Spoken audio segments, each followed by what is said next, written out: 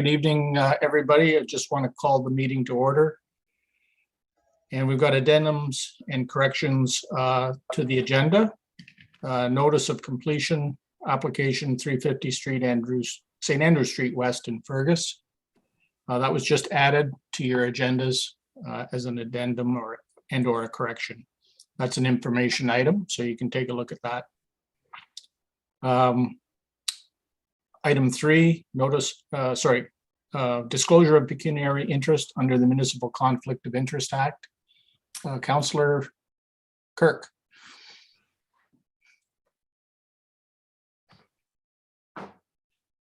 Unmute. Mute, there we go. Why was that particular item added as an information item? Good question. Not all completed applications are added as information items. Why was that one added? Mariana or Devlin? Do you want to take that, Devlin? I can. I mean, I just didn't add it originally to the agenda, and it was an oversight by staff there, so that's why it's on late. But as far as why it's here now, I would defer to you for that. Yeah, and I'll just add to that. Thanks, Devlin. So Heritage Committee typically would get circulated on rezoning applications. In the past, if an HIA was part of an application, it would come to the committee. So it hasn't happened often. It would be, for example, like the Elora Mill project. Now, what we decided to do is now with all complete applications, any planning application for rezoning or official plan amendment will come to the committee on an agenda like this. So it will come as an information item so that the committee is aware when a new application has been received. And then particularly through the process, so that way the committee is sort of on notice and knows that an application has been received, can determine if there are any heritage resources that might be impacted. And then if there is a heritage impact assessment received, that will come to the committee's attention sort of directly. So this notice is just saying that the application has been deemed complete. There is no public meeting set yet. Now that will be a separate notice for a public meeting. And if the HIA needs to be discussed at this committee level, then that will be put on the agenda as a specific item for discussion. So at this point, it has just been received. So we're directing the committee's attention to the application and telling the committee that all of the information is now available on the website with that application that has been received. There is an HIA there as well, I believe. So the committee can review it at that on the website, go to the information just to get familiar with what the application is for. And then, as I said, if the committee, if there's a need for the committee to discuss the HIA or for staff to bring that to the committee's attention for any reason, then that will be specifically put on the agenda as an item for discussion, if that makes sense. And I can answer any questions. Okay, go ahead. Thanks. I'm still unmuted, I think. Yeah, so thanks, Mariana, that helps. Given that this is a multi-story building in historical Fergus, downtown Fergus, I think there is definitely a need for the committee to be discussing it. And I'm just wondering if maybe we shouldn't be starting that discussion now versus waiting until all of the paperwork is done. Cleaning up afterwards is a lot more difficult than getting involved up front. Thanks. Phil, did you want me to comment? Well, okay. Maybe you can just comment on the nature of this and if we actually have anything here that we can discuss now versus becoming somewhat conversant with what's available and then planning to discuss it, even if it doesn't come forward, planning to put it on the next agenda. Yeah, and I think at this point, all I would say is staff has not had any opportunity to review this yet. It's only been deemed a complete application. So as staff works through reviewing, I do agree that the committee should be involved in the review as well, like from the heritage standpoint. So it's definitely going to be discussed and on an agenda. It's just that we're still at the very early stages. It's just been received. So no review has been done yet, but we can discuss process if you'd like to determine what the best approach is here as well. Okay, yeah, so I think my point was, Kirk, that, I mean, it's basically a couple of paragraphs. But as Mariana said, there is the opportunity then for us to start to read the HIA, to become familiar with the information. And I'm glad you actually asked that question. I'm glad you pushed it forward. So maybe we could ask that we could have some sort of a agenda item for the next meeting on this, regardless of where we're at. Go ahead, Kurt, and then Don after that. Given the staff are going to be discussing this over the short term, can I suggest that maybe we should have Heritage Committee representation on those discussions instead of waiting for a committee hearing or committee meeting? By the time it comes back to committee, then a lot of that discussion will have happened, and we're going to see some options as presented by staff versus options discussed with committee members. So I think this is so damn important. Downtown Elora and downtown Fergus are being attacked right now by multi-story condos. And it's time that the Heritage Committee got involved up front instead of waiting and only hearing, 2 or 3 options at the end, like we do with bridges that are being destroyed. I just think we need to be involved on day one, not on day Z. My opinion. Okay, I think the involvement though, Kirk, and then correct me if I'm, okay, the involvement, I think, and maybe I can ask Mariana to comment on this before I ask anybody else, is what is the process through which we get involved? Mariana. Thank you. So it's, let me explain a little bit. It's staff review. So staff actually need to review first all of the documentation received. So the planning justification report, the HIA, the site plan details, all of that needs to first be reviewed and studied before staff would proceed with any type of recommendation to council. In addition, there hasn't even been a public meeting set yet. So the public meeting is a statutory requirement that brings the application to the public and to council, providing all of the details. The consultant will do a presentation, and at that point, that's when a lot of feedback is solicited and can be provided. So once we know when a public meeting date might be set, we can let the committee know. We can also begin discussions as I said, the information is all on the website now. And that's why I'm directing the committee's attention to it, so that the discussions and review can begin early in the process. Once we establish a public meeting date, the committee could decide to make a recommendation or bring certain matters to council's attention and to staff's attention at that time, before staff even brings forward a recommendation on the matter.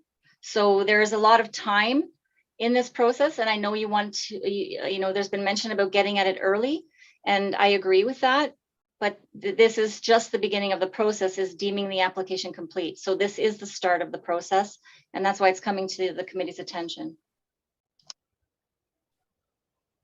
Kirk, does that reassure you, or do you still want?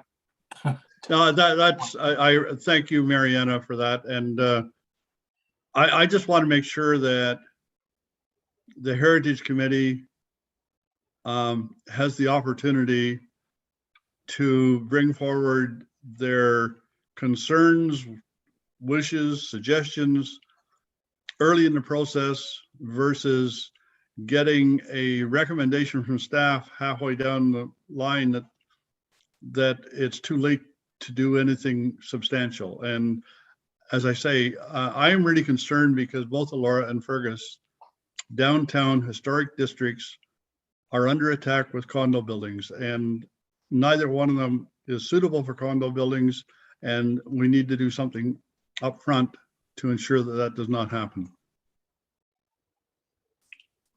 Thank you, Kirk. I really appreciate that input. All right, two more questions. I want to go to Don first, and then I'll go to Nico. Mine's of a completely different nature, so let's go with Nico first then. All right, Nico. Unmute. I just wanted to concur with the comments made by Kirk. The fact is that this is now on our radar, and precluding discussions early, I don't think behooves the committee. So just because the staff has not had an opportunity to review, I don't believe that we would prejudice those discussions by simply outlining what our viewpoint on the situation is. I entirely agree with Kirk's assessment on the situation and urge that we are able to have input early in the discussions rather than waiting and having to be reactive rather than being proactive. Thank you. Okay, can I just ask you a follow-up on that, Nico? What is your recommendation that we do with this tonight? Well, it doesn't need to be tonight. If it's on our meeting agenda for next week, then we can all come up with, we'll have a month for all of us to consider the matter and provide input. So whether, and I know we have a full agenda tonight, and this is an add-on situation, so I'm not suggesting that we take all of the committee's time this evening to discuss it. But certainly, I think discussing it in the very near future, regardless of any other discussions that might take place on the matter, I think would behoove the committee. Thank you very much. Don? Yeah, mine's of a different matter. At what point are we at? Are we at number 2 or we're still talking about the agenda for tonight, or is that where we're at? No, we're talking about the information item. We haven't got to the agenda yet. Oh, okay, so when we get to the agenda is where I wanted to focus on adding something if possible. All right. Okay, so thanks. I think then this will come back to us on the next meeting. And I think that's, thank you for your input on that, everybody. It is I agree, it's something that's of great interest and concern. Just let me get back to my, yeah. So we're at the approval and adoption of the minutes. Don, Oh, did you have a comment? Phil, sorry Yep. to interrupt. I have to disclose pecuniary interest. We kind of skipped over that Yeah. one. Yeah, we went back and then I skipped, yeah. I started, Sorry. go ahead. For Bridge 24 WG, my employer is currently involved in background studies for that.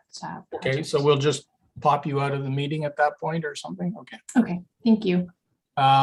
Yes, okay, so that brings us to approval and adoption of the minutes, and the 4.1, the minutes from last meeting are, wait a minute. Corrections to the agenda. So I'm Yeah. sorry, I apologize. Yeah. Don. We didn't get, it is in item 2, so it's a correction to the agenda. Right, yeah. So the agenda, you want to discuss adding something? Yeah, and it's just, we had our first, I'll just give you guys a bit of context, but we had our first bridge subcommittee, and one of the things that we noticed was 5.2 from the minutes from our October meeting. And it was about the wording of how we voted on that last item, which was 5.2 was Bridge 16 WG. And our committee thought that the wording might be inappropriate, and I thought it might be worth us looking at a second time. Sometimes it's just 1 or 2 words that comes out to be, we said recommend, and it should probably read something different than that. Yeah, and I think I had a similar discussion. My only question was, yeah, fine. How did we leave that then, Mariana? Do we want to make that? I think it's, the point is that the Heritage Committee did not recommend the replacement of the bridge. The Heritage Committee actually Did not object. Yeah, did not object to the replacement of the bridge through designation. right. And then I think the second part was that if replacement of the bridge is the preferred option, then the committee recommends that it be consulted in the sympathetic design and commemorative strategy for the bridge. I think it's the way it was intended.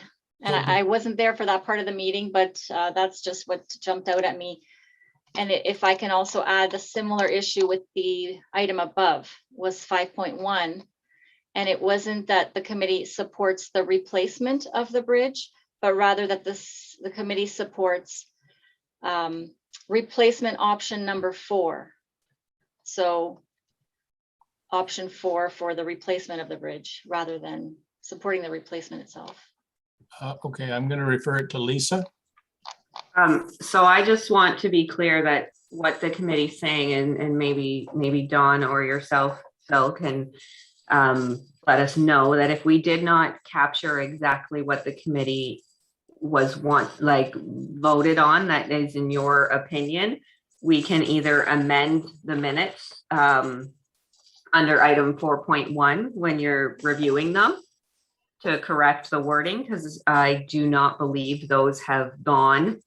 There's been no action taken by anyone, by staff in regard to those motions. I mean, I know that the infrastructure services department was there and they heard what the committee had to say on those items. But if the recommendation did not capture it because it was written during the meeting, we can always amend the minutes to reflect what you wanted to say, as opposed, it's not really a change to the agenda, it's an amendment to the minutes.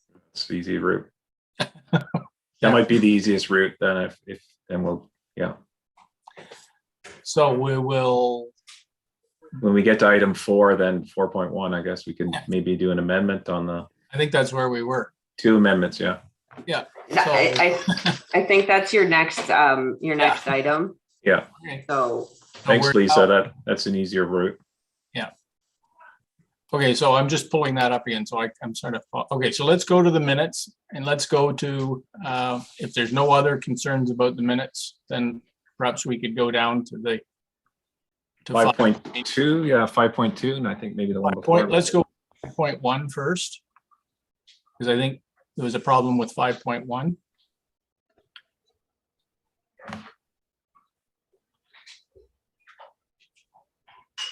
So from our perspective, as in the clerk's area, we would just want to know what the correct wording would be. So that's why these minutes are back here, is for the committee to approve them. So if something was worded wrong, we need to fix that. So I would just want to make sure we have the correct wording this time. I think the correct wording is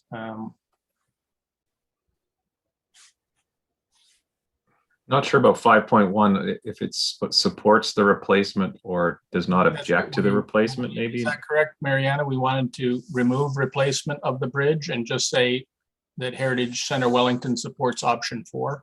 That's right.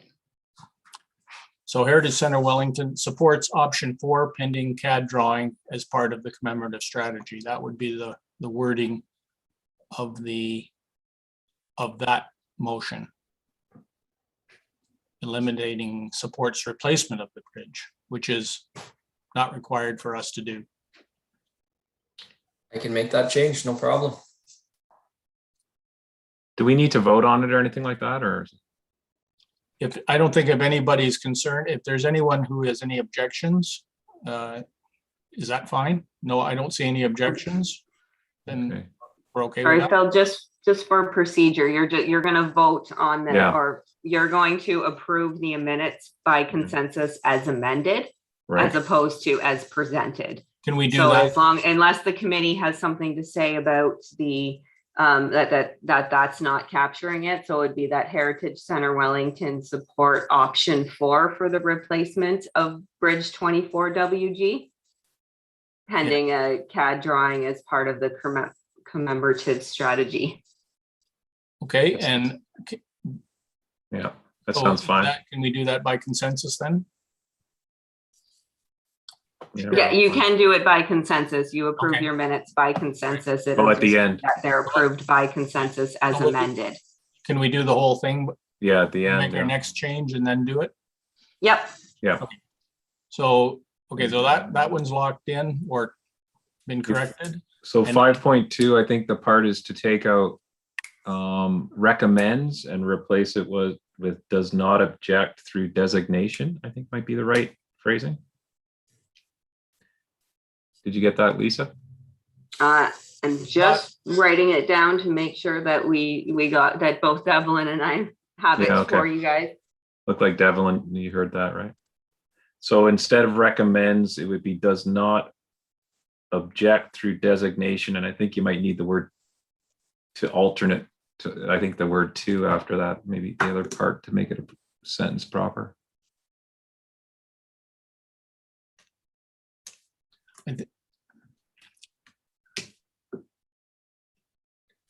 So we're not objecting to the demolition, right? We're not objecting to the demolition That's, Through- yeah, through designation. right. So that Heritage Center Wellington does not object to the demolition of Bridge 16 WG and recommend alternative 3 as the preferred option for replacement. Yeah, that's No. assuming, Yeah, no, you're not there. The committee is not, sorry if I can just jump in. The committee is not Designation. making any recommendations about preferred options. The committee is only stating that it's not going to recommend through designation. It's not going to object to the replacement of the bridge. So there should be no mention about alternative 3. That was this, I think, what the staff brought forward. The staff was advising that they were going to be bringing forward the preferred option as option 3 to council. The committee is only stating its concurrence that there will not be any objection through designation to the replacement of the bridge and leave it at that. And that if the preferred option includes replacement, that the committee be consulted in the sympathetic design and commemorative strategy. So there's really no mention of alternative 3 because they were not being asked to endorse a preferred option. Yeah, it's not even our place to do that, is that? Not through the EA process. No. Sorry for the time it's taking, but sometimes the wording is important to get it right. Better that we get it right now. Yeah.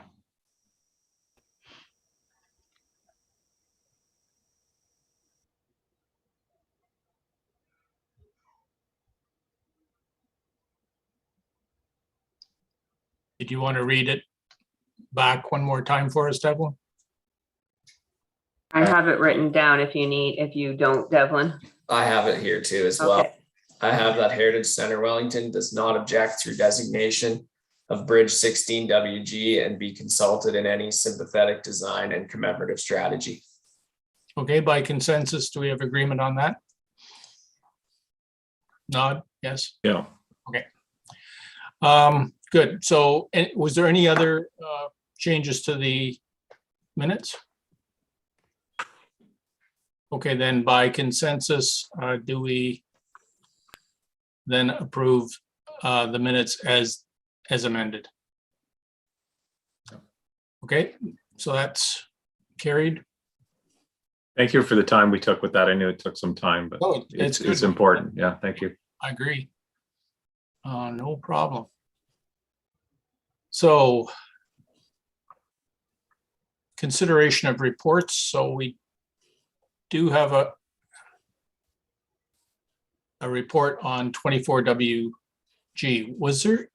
Okay, so we're not getting the other bridge, Mariana?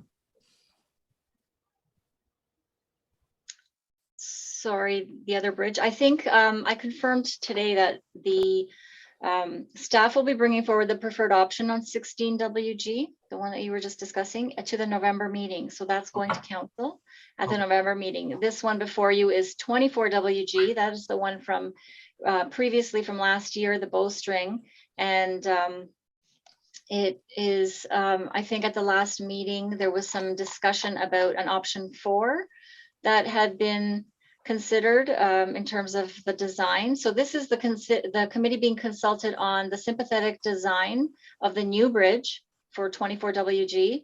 And there were some options discussed last time, and staff has brought forward options 4 and 5. They've added another option 5.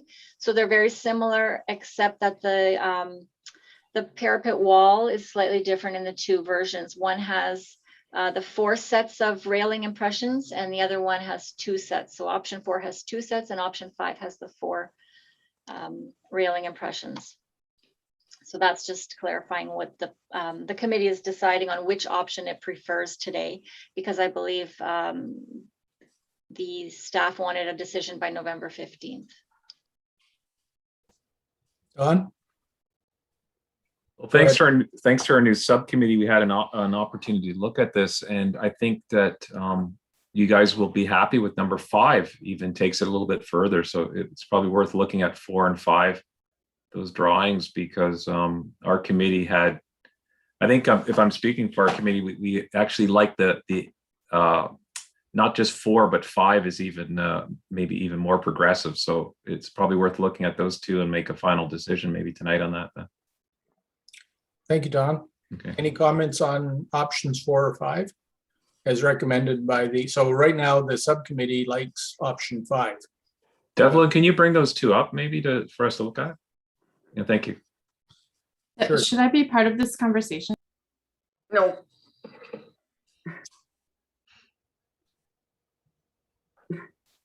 Sorry, Phil. I put Erin in the waiting room, and it was just a little slow on my end, so I cut her off. Yeah, I hadn't noticed. I'm sorry.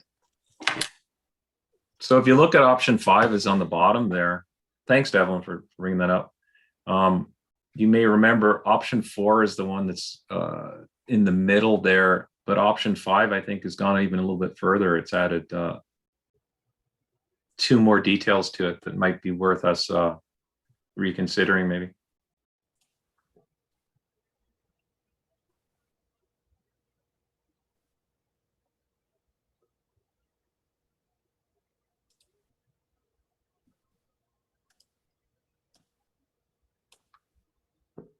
Any comments? Any direction for? So if you remember, option 4 was the one I think that Phil, you got us going on, and they're going to bring back drawings. So what they did with it is they added those 2 pillars, and then in the 5th one they've added 4 pillars, which our committee, when we looked at it as the subcommittee, the bridge committee, we did actually we're quite fond of that 5th option there. I like the 5th one actually better. I think it looks more proportional. Yeah, that's in there. Yeah, exactly what the committee was feeling too, the subcommittee. It adds a bit of weight throughout the entire sort of, spreads it out a bit more. So you've got, I think it shows how they were able to take our ideas and even go further with it with something we may not have thought of, which is quite good. So I'll let you guys decide on what you think about it. Well, just from me looking at the full screen here, it looks like we're in agreement that option 5.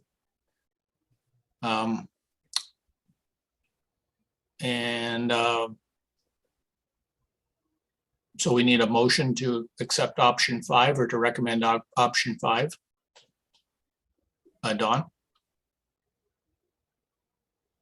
Sure, go ahead, Don. Yeah, I'll bring that forward if you want, and we can get someone to second it maybe. I'll second. Yeah, good. I'll just ask Lisa or Devlin to give us the wording on that motion then. That Heritage Center Wellington. Sorry, I'm going through like 100 screens to find it here, but I do have the wording. Okay. It's going to be that similar Heritage to Center Wellington does not oppose the demolition of Bridge 24WG and supports option 5 as part of the commemorative strategy. The sympathetic design. Mariana? It's the same Sorry, wording. but I don't think you need the first part of that recommendation about not opposing the demolition. This went to council last year, and the committee did oppose the demolition and recommended designation. So the first part of that is really not necessary. I think it's just Yeah, the we should second cut part. that out. Yeah.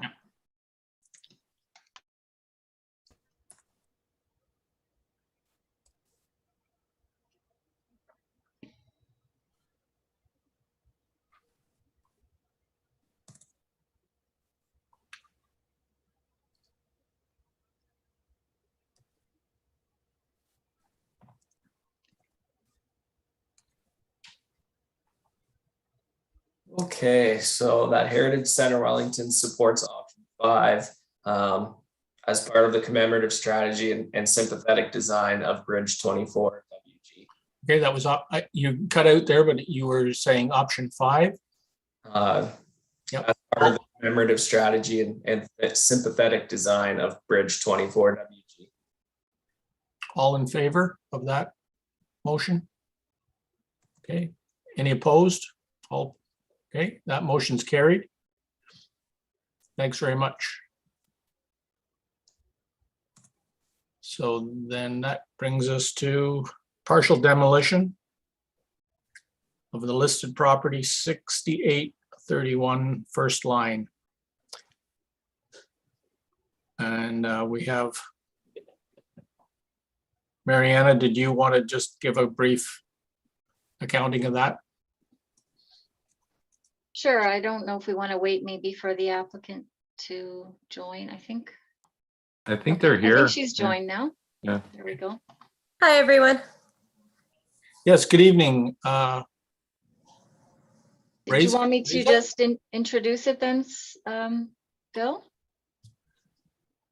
Yeah, so Reza, we're just about to, we're looking at partial demolition of the garage only on your property, 6831 first line. Yeah. And sorry, can you just give me the pronunciation of your name? Risa. Risa, okay. Yeah. And yeah, so we've got 2 photos, or a concept drawing and a photo, and this is for a listed property. So we're just to comment on the demolition of the garage, I believe. So did you want to add anything to that submission? No, it's just it should show in the photos, there's an addition that was put on in the 80s against the stone farmhouse. So I imagine the part that's heritage is the stone. So it's just the addition that we're looking at. Yeah, and it's so it's just the addition of the garage. Any questions then for Raisa on the garage addition?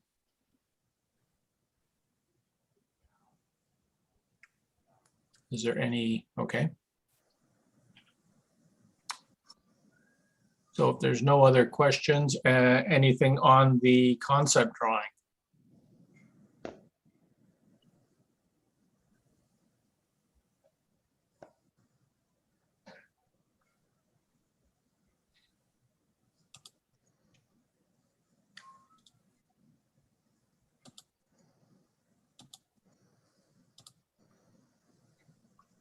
And that,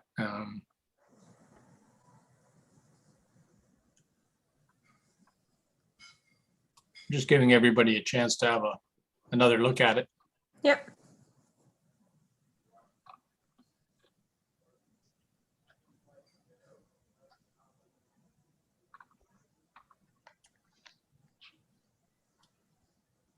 I just had one question for you then, Raisa. It does the stone work for the original house? I imagine it still exists inside. There wasn't any demolition of that stonework, and then that'll be carried on for the new addition, for exposed, or do you follow what I'm saying? Yeah, the part where it's up against the wall is up against the middle of the stone wall. Yeah. Yeah, like the so- part that's being covered now by the garage is the Yeah. stone still exists inside there, I imagine. The stone does exist, I hope. It is covered. Okay, And what we're proposing is the front of the house where you see the new entryway into the house. To the right, we would like to expose that stone internally. The back side of it, we're going to leave it covered just for cost reasons. But that where, as you enter the house, the wall to the right will be newly exposed. Okay.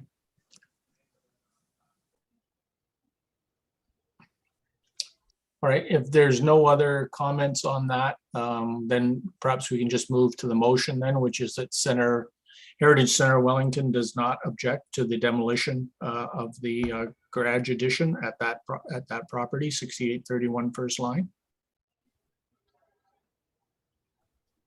And do we have a mover for that? Anyone? Aaron? And welcome back, Aaron. Thank you. And a seconder? Don? Okay. And when you're ready, Devlin or Lisa, can you read the motion then?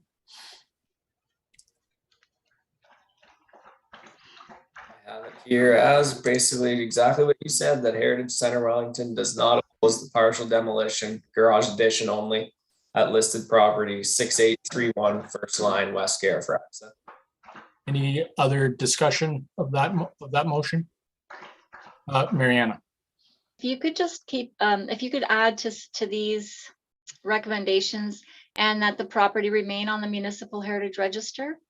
Sure. That's the way I always bring them forward to council, and it's a good idea to always sort of endorse that it remain on the register each time you do it. Good point. Thank you. Okay, and any other questions or comments? Okay, regarding the motion? If not, all in favor? Okay, any opposed? Okay, the motion's carried. Thank you very much, Raisa. I think Thank you. you got your demolition there. Good news. Thank you. Take care. Okay, bye. Bye.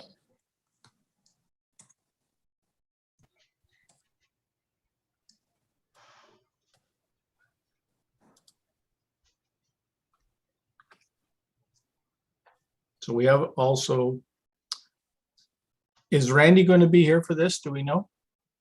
No. Okay, then I'm going to go straight to Mariana so that she can give us what the nature of this, because this is a non-listed property. It's 6914 Second Line in West Garafraxa, notice of demolition.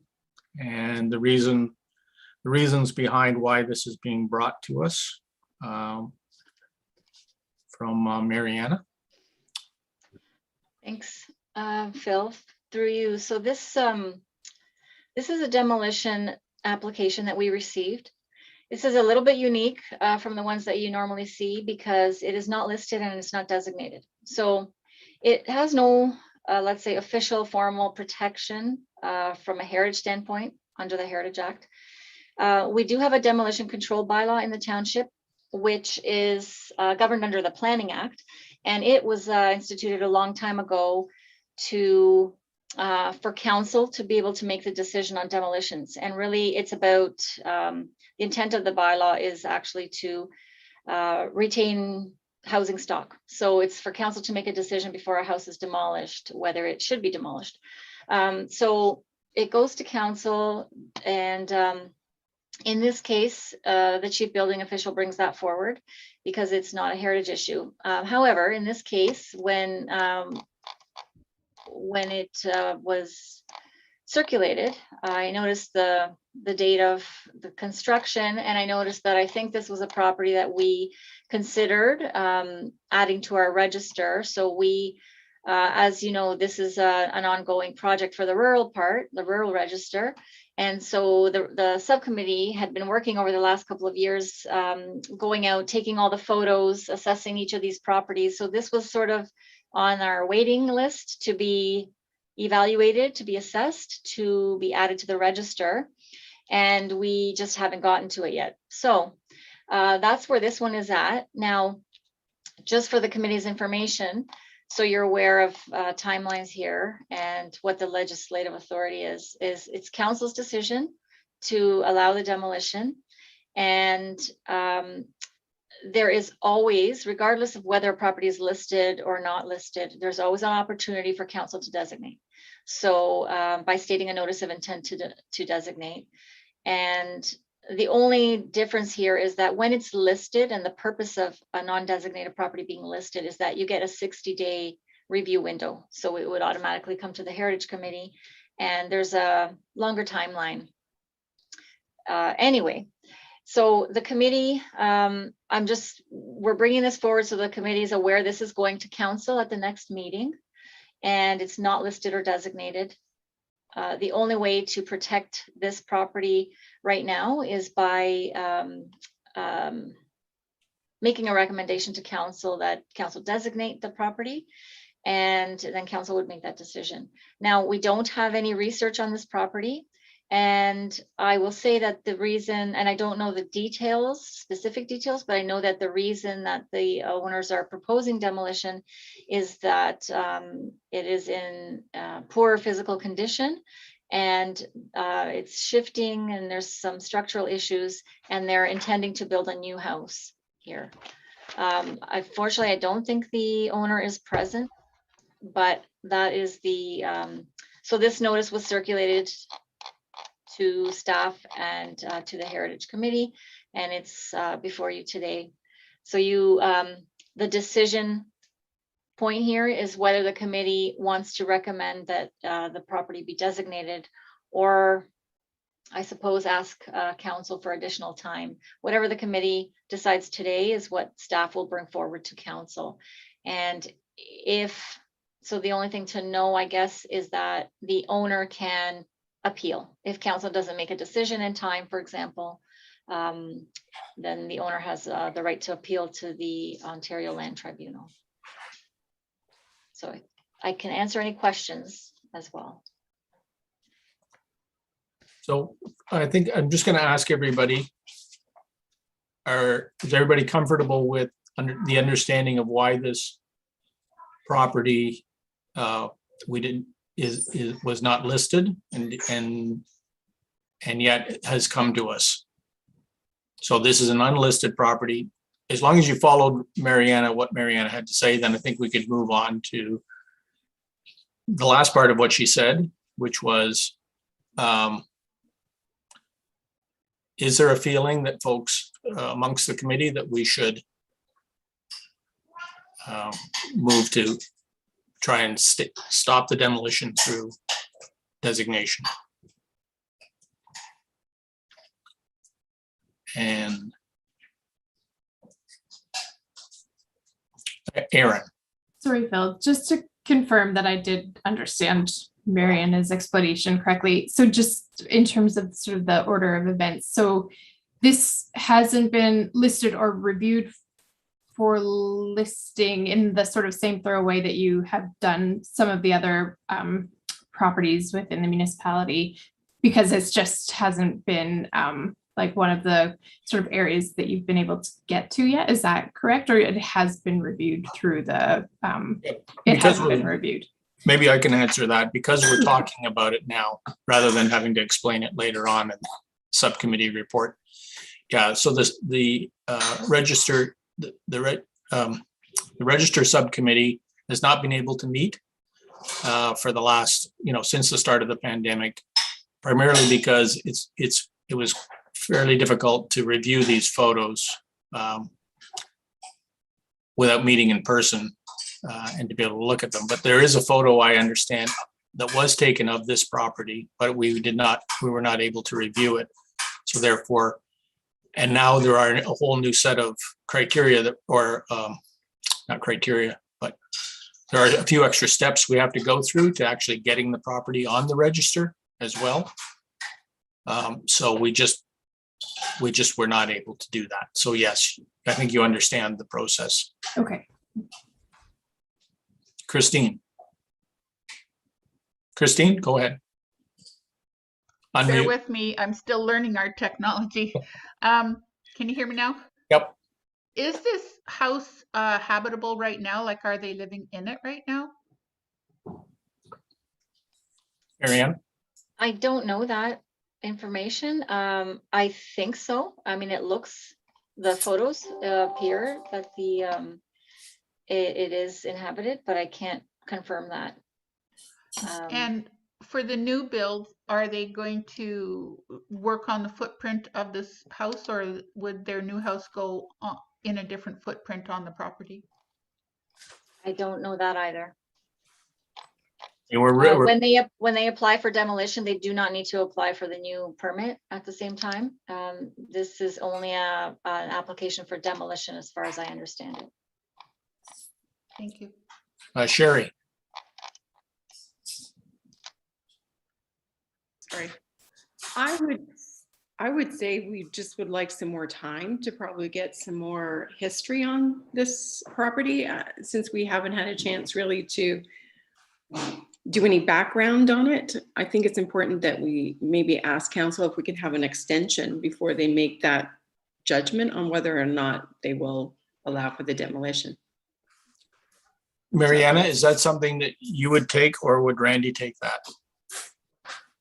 I believe Randy would take that forward and let council know that the Heritage Committee objects to the issuance of a demolition permit. And then council can discuss, or Randy can discuss. And would he include our reasons for the objection? Or would you elaborate on that? I mean, we can discuss how that would proceed. I don't know if it would be a report from myself, or if it's still a report from Randy. One way or another, we would have to bring that information to council. Okay, so if I understand what Sherry, if I can paraphrase what you were saying, Sherry, is that we don't have enough information to make a decision at this point because of our own admitted not having this property on the register. So, and I suppose there are some extenuating circumstances for that. So based on that, we would ask for an extension. Whether they grant it or not, we can still ask for it. Is that the gist of what we're? Yes.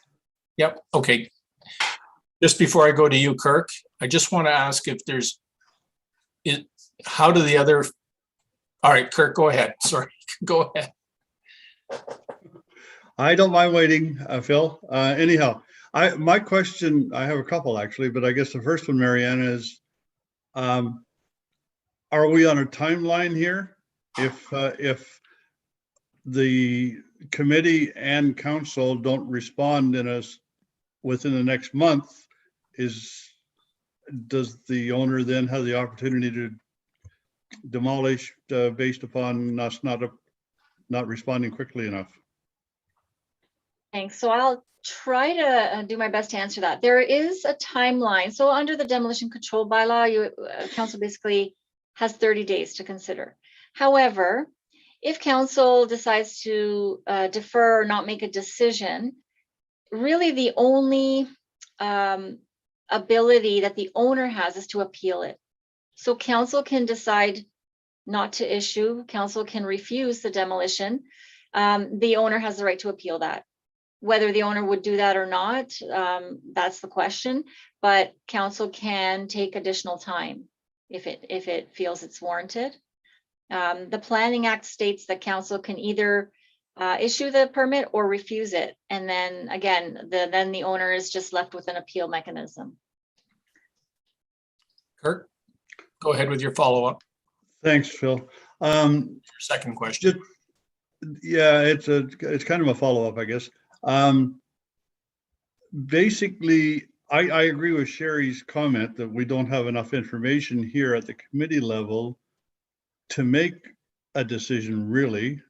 And as someone who is going to be sitting on council when this comes forward, I would feel very uncomfortable as a councillor making that decision without the committee having had more information to bring forward a recommendation. So I agree 100% with what Sherry said, that I think the committee needs more time, council needs more time, but I don't want to see us going to the tribunal or something of that nature because we're taking too long. So I guess if there are any alternatives, that's wonderful, but if there aren't, then I also agree that it needs to be delayed or deferred.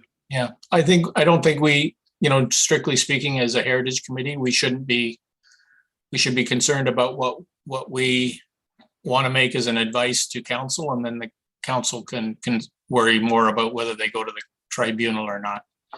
So, but I think that's a good point, but to stay focused on this particular point of if we need more time, and during the if the time were granted, Mariana, what would we do in terms of gathering information? So what we would do is commission research through the archives. That's our typical approach. And I'm not sure whether the owner would grant permission for the committee to visit the property, or whether the owner would want to provide additional information regarding perhaps the condition of the home or what their plans are. Again, they can bring that to council, and we would have to just discuss how that would go forward to council.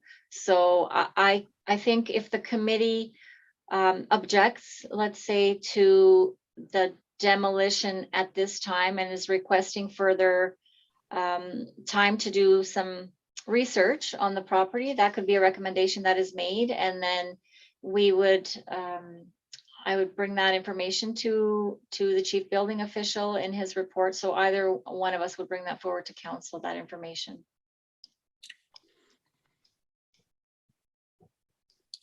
Okay, I think, is this something then through I see, so I'm assuming Sherry, you're in favor of this. How about the other members of the committee? Can you please indicate to me whether this is something you'd like to see as well?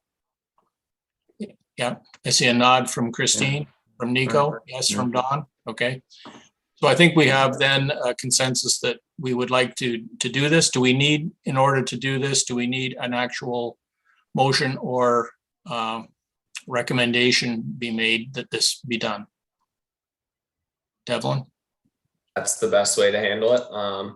I just wrote something down here based on what Mariana just said as a recommendation, that Heritage Center Wellington is opposed to the demolition of non-listed property, 6914 second line, West Garafraxa, and requests additional time to research the property.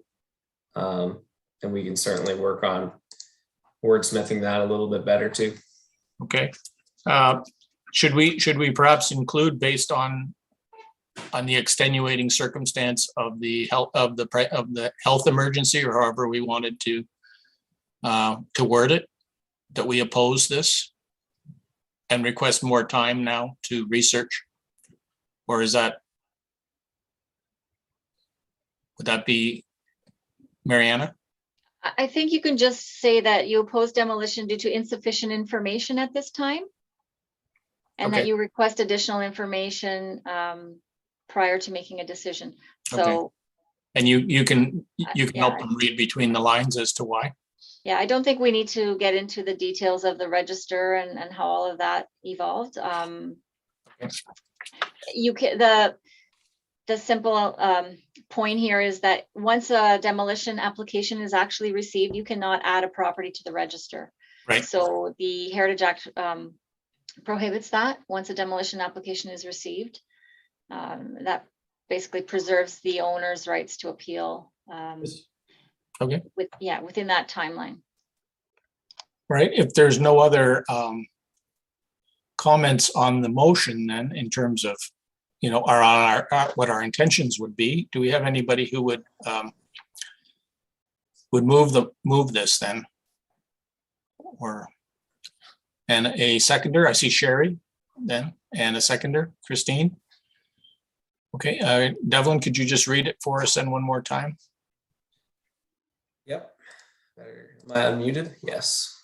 That Heritage Center Wellington is opposed to the demolition of non-listed property, 6914 second line, West Garafraxa, due to insufficient information, and requests additional time to research the property. All in favor? Any questions on that motion? Sorry. Okay, all in favor? Opposed? Okay, motion's carried. Thanks, folks. That's it. Yeah, Christine, were you Sorry. opposed to it, or? Oh, no, sorry. Just before we leave that, in 5.3 on the agenda, chief building official, the chief is just got a mix in the I and the E. Yeah, we're going to correct that. But thank you again. Okay. Thanks. Perfect. You're paying attention. Yes. So we're down to our information items. And I think the Cultural Heritage Landscape Study Implementation Framework, Mariana is going to give us a briefing on that. And also the members of the subcommittee can also offer some comments as well. Don, Nico, and myself, as well as Mariana. But Mariana, maybe you can go ahead and explain what your concern is right now with the agenda there. Okay, so thank you. So on the agenda is a memo from myself regarding moving forward with an implementation framework for the Cultural Heritage Landscape Study and Inventory. We're just calling it an inventory now.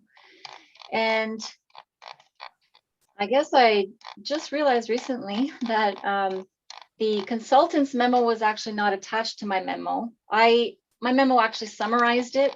So all the information is there, just not the detailed information. So I can bring it up on the screen now to review it with the committee, and then we can discuss how the committee feels comfortable moving forward. But in short, this is to bring, well, we went to council in June with the 18 significant cultural heritage landscapes that were identified as candidate landscapes, and council endorsed that.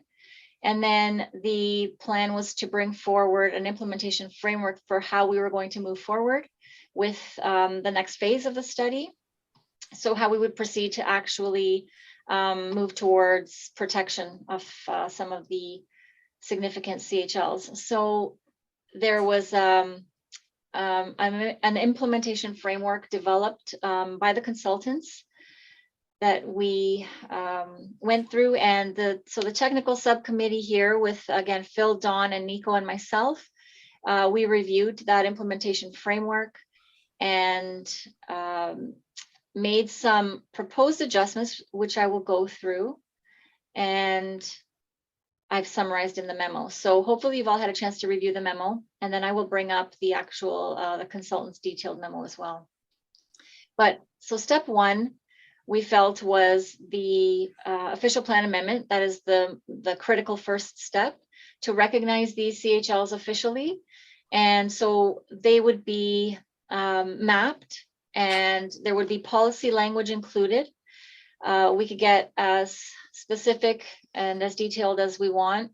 Now, this official plan amendment process, it would be conducted by a third party heritage consultant, including meetings with the township, review of best practices and policies in other municipalities, writing of the actual amendment, and leading the statutory public consultation meetings.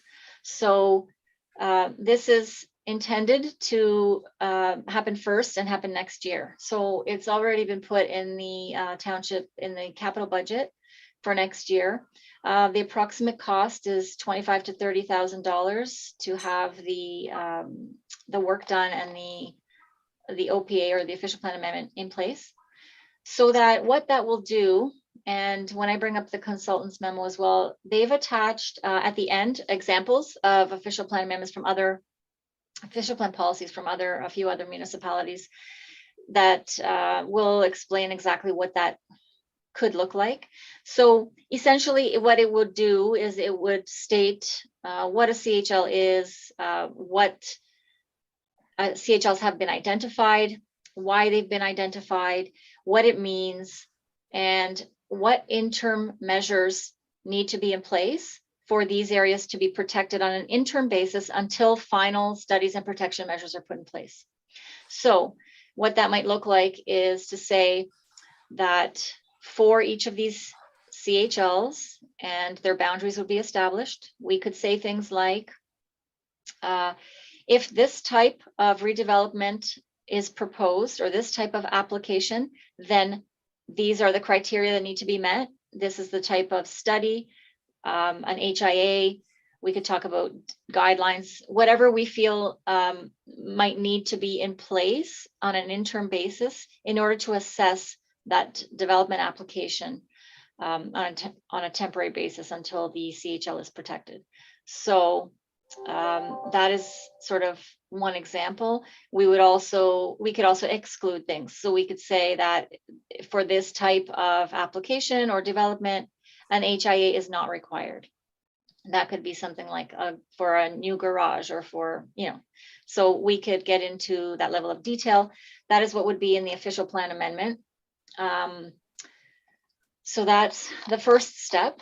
And then the next step is each CHL would have its own study. So it would be studied to, as mentioned previously, and we've gone through this in the past, but each one, we would need to refine the boundaries, determine which properties are included, study each of those properties. And there's kind of a couple of studies, a couple of approaches that would be used. So it would either be a cultural heritage evaluation report for, let's say, a single property CHL, such as the Allen Farmstead or a cemetery or something like that. For multiple property CHLs, we would be looking at either a heritage conservation district study.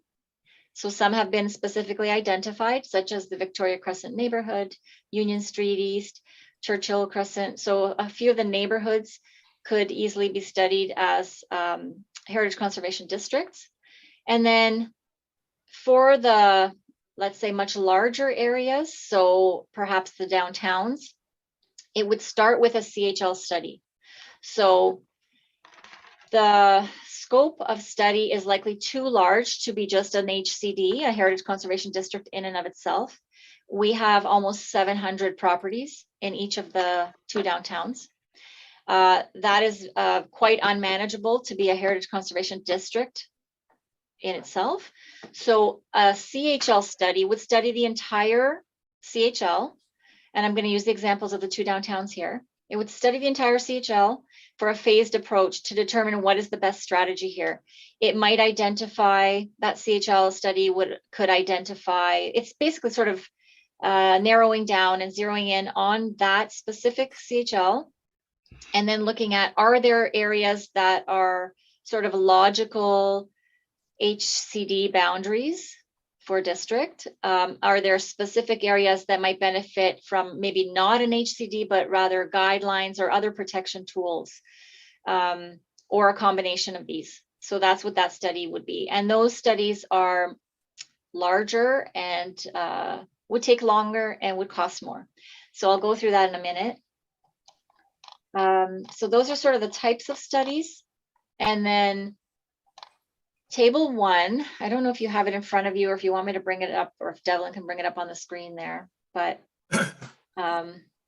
the table 1 prioritizes. You might recall when we took it to council in June, we did a preliminary prioritization, and the consultants also did a preliminary prioritization. They were quite similar, except that in some discussion with the subcommittee now, or recently, we felt that the two downtowns should be prioritized a little sooner than what the consultants suggested. So, and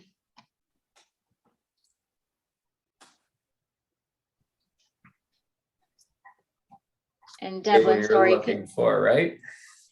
This is the consultant's memo, but I was actually just looking for in our agenda, my memo first. Yep, just a second, I can pull that up. Sure. We'll need both anyway to refer to, but.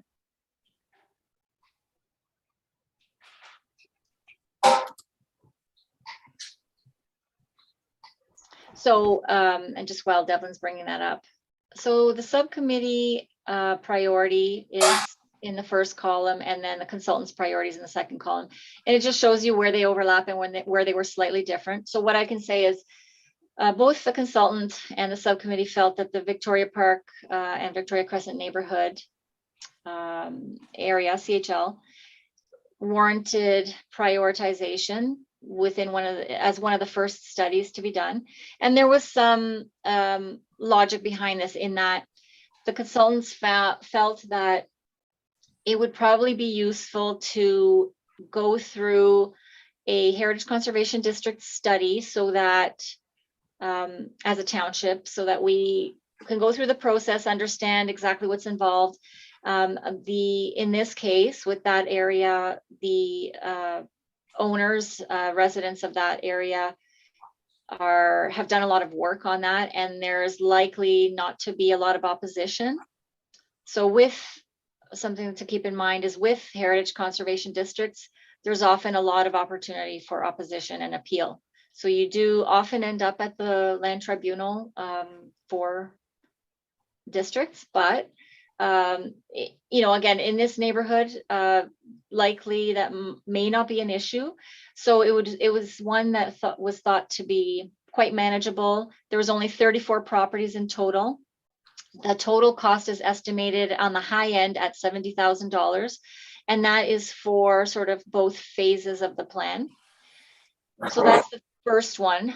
The second one that we felt was a priority was the Union Street East. So that was another similar neighborhood with a total of 85 properties, and that one is in Fergus. So one in Laura, one in Fergus, and that's how we sort of prioritize those two. That one's estimated to cost $90,000. And just again, for your information, each of these would likely take about 2 years. So the first year is the study, where each property is looked at, the boundaries are looked at, the bylaw for delineating the area is developed, and all of that. The second year is developing the actual plan. So there's always 2 phases to a Heritage Conservation District. There's the study phase, and then there's the plan phase. The plan phase gets into each specific property, whether it's contributing or non-contributing, what other elements are included, and what aspects need to be protected and preserved, and then the guidelines for any change. So the third one, which we felt could happen actually concurrently, is the Allen Farmstead, because it's a single property, and that's something we could work on ourselves and work with the owners on. So that one is priority 3. And then we determined that the 2 village cores should be studied after the 2 neighborhoods are done, so that we will have gone through a process. We'll know exactly kind of what to expect in terms of process and methodology. And then also in order to manage the budget. So you might ask, why not do all of these up front? But they are, they have costs associated with them. So what we tried to do is manage them, manage the budgets according to what was manageable from a timeline perspective, but also from a budget perspective. And these have been put in the capital forecast just as sort of numbered district studies each year for the next 10 years. So that's what, if you look at the capital budget, that's the way it's been. Now, a couple of these might be slightly different, because what we did is we took the total cost and divided in half over 2 years. So for example, for the first one, in year 2023, we budgeted $35,000 for the first phase, and in 2024 budgeted $35,000 for the second phase. So within 2 years, the study would be complete, and then we would move on to the next district study. So that's how the chart there is sort of organized. If you can go down just one page there, Devlin. So you'll see that the consultants actually recommended in the second column there, consultant priority number 2 for them was the Beatty Brothers area.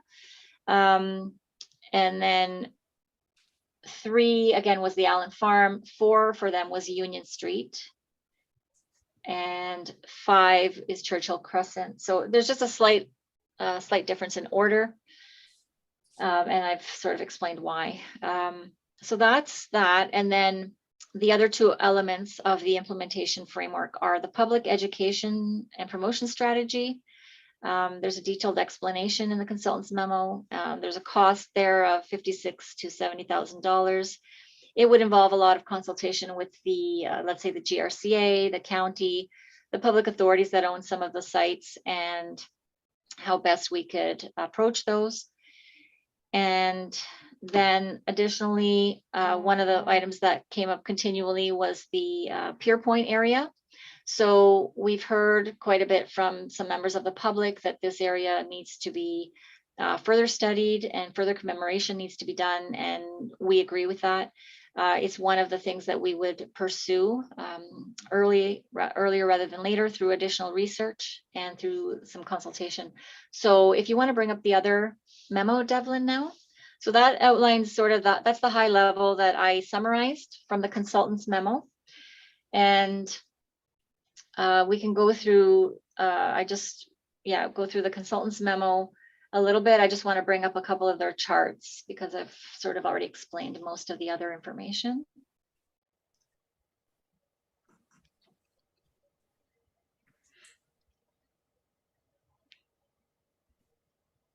So there's just a little bit more detail in the consultant's memo on what the official plan amendment would look like. There's examples in the appendix. So can you just go up, start at the beginning there, Devlin? Sorry. Okay, so that's just an explanation that they were retained to do this work. And then if we go down, this explains here.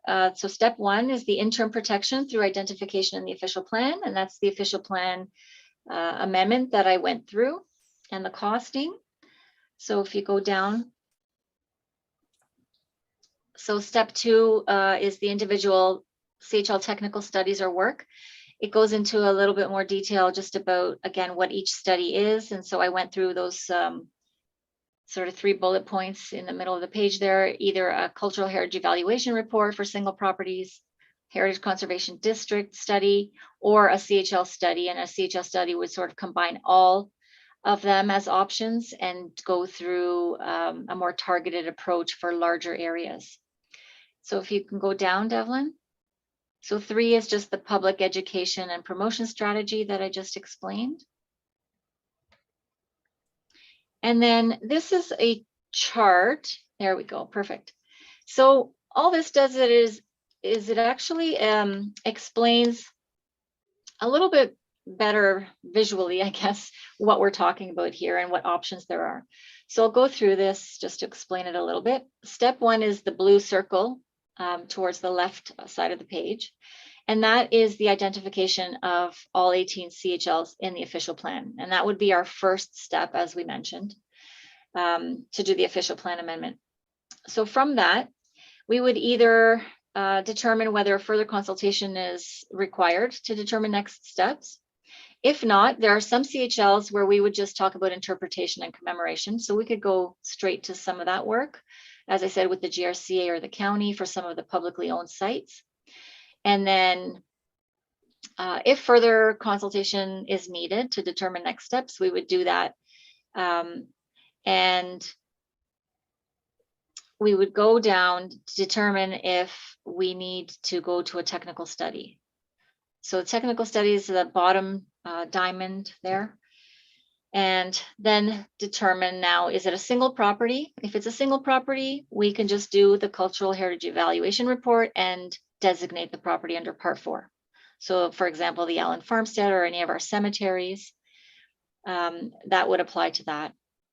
If it's not a single property, then you go up, you follow the arrows up, and we consider, okay, is it appropriate for Part 5 designation as a heritage conservation district?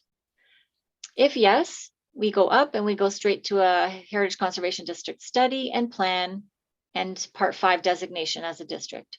And that would be applicable to, for example, the Victoria Crescent neighborhood or Union Street or Churchill Crescent or some of the other specific areas that are not too large. And then the other question here is if it's not appropriate just to go straight to a heritage conservation district, or if we're unsure, we would do a full CHL study that could determine whether some areas warrant heritage conservation district plan and others might warrant just a CHL plan. And we could either do Part 5, so Heritage Act designations as a district, or we could also add, as I said before, for some areas, detailed official plan policies or guidelines or something else that would get at some of the areas within that larger CHL. So that's just sort of a visual to show the different options with each CHL and how we go about deciding which approach is best.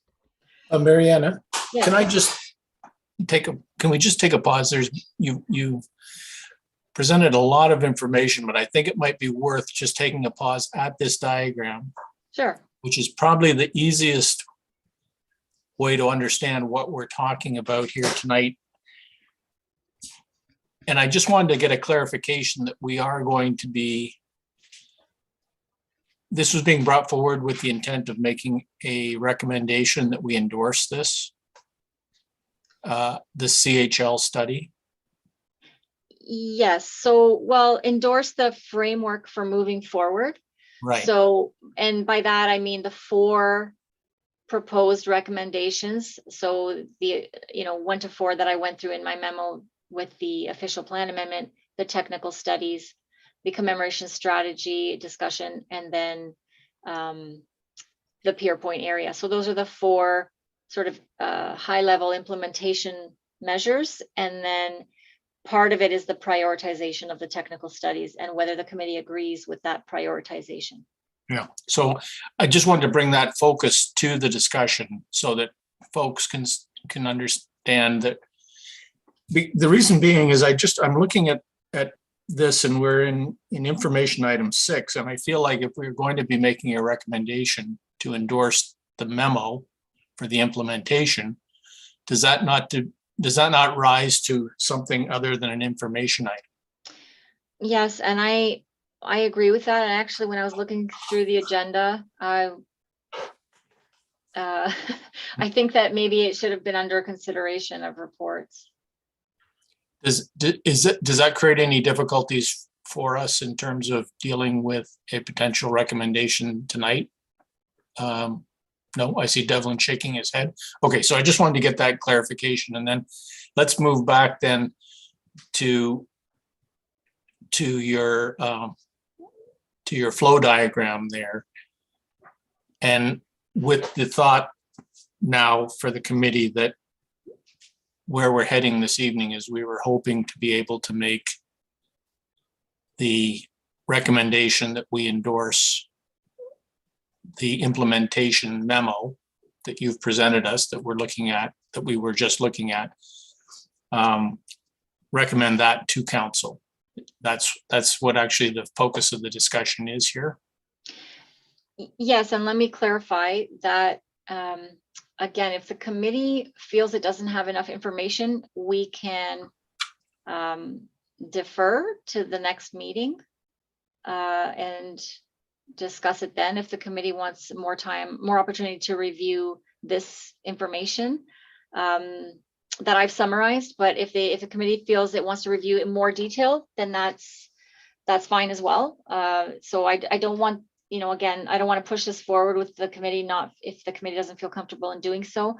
But I know that there is a level of urgency or a sense of urgency that people feel that, we need to move forward as soon as possible. So.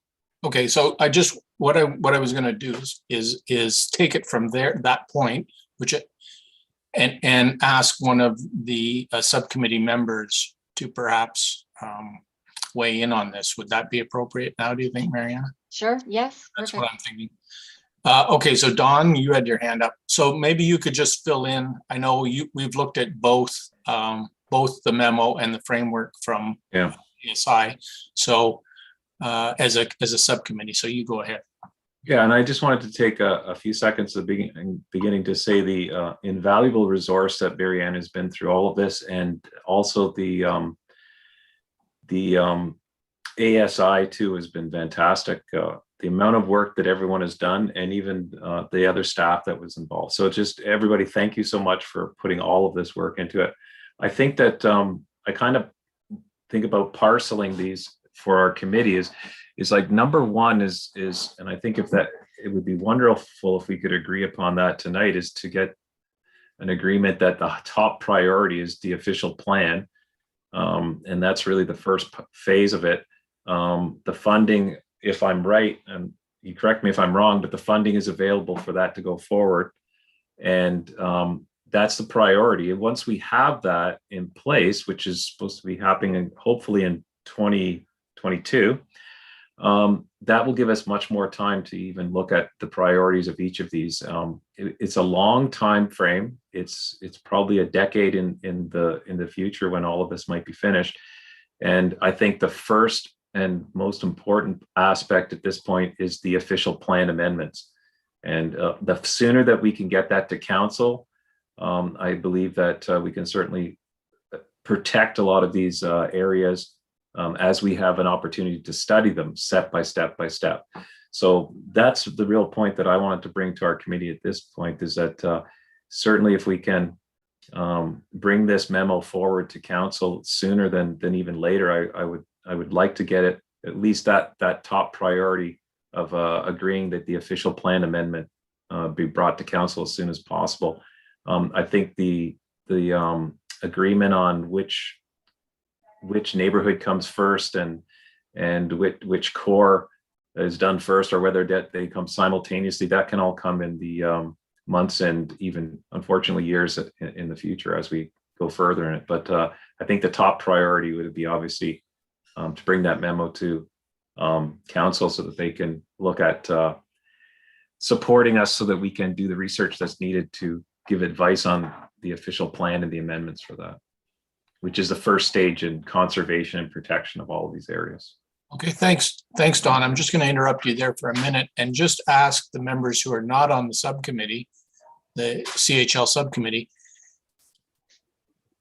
to give you an opportunity to catch up or ask questions or anything you want to do at this point, and indicate whether you're comfortable to continue or if you would like to have access to the memo from ASI, or are you comfortable in understanding what the memo was and how it's been summarized by Mariana into her own memo, which we would then send forward to council.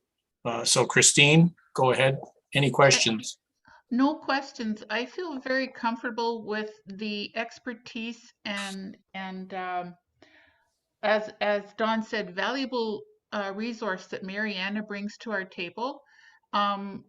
Personally, I will take time and review everything that we've had here. I didn't do that before the meeting. I apologize. But I think given the experience and the background of our folks and our subcommittee, I think I'm ready to say, yeah, let's get going. Okay. Any other, Kirk, go ahead. Kirk? Yep. Thanks, Phil. I have a question, Mariana, about, you mentioned there are interim measures you can take while waiting for the actual work to be completed. Once again, as I mentioned earlier on in this meeting, I'm very concerned about our downtown areas. And given that it's going to be about 7 years before Elora gets some kind of designation and 9 years for Fergus, that's a long interim period for bad things to happen to our heritage district. So I'm wondering, I guess, overall, how well are they protected, number one? But number two, even more importantly, is are they protected at all during the first year, during the official plan work that is being done? Because as you know, there are applications already on the boards for condos downtown in both locations. And I would certainly would love to have some protection against that. Mariana? Yes, so there's two things here. So the official plan amendment would provide a lot of clarity around that, around what types of studies and what types of information would be required, what guidelines we'd be looking at. So they wouldn't get district specific, but they would be higher level policies that indicate what types of studies are needed on an individual basis, individual property basis, right? Additionally, even currently, when an application is submitted and there are any heritage resources involved, we automatically ask for an HIA anyway. So we have the authority as planning staff and through our official plans, both the county and the township, to ask for impact studies. So we're already doing that. And as you'll see with the St. Andrews Street East, the 350, the notice we got today, we asked for a heritage impact assessment. The property itself is not listed or designated. The property next door is not designated. It's listed, but we still asked for a heritage impact assessment. So when you say protection, there's not a tool to say you cannot have this kind of development here. But right now the tools are to say you need to provide this type of study, these types of assessments of impacts before we will consider recommending approval of what you're proposing.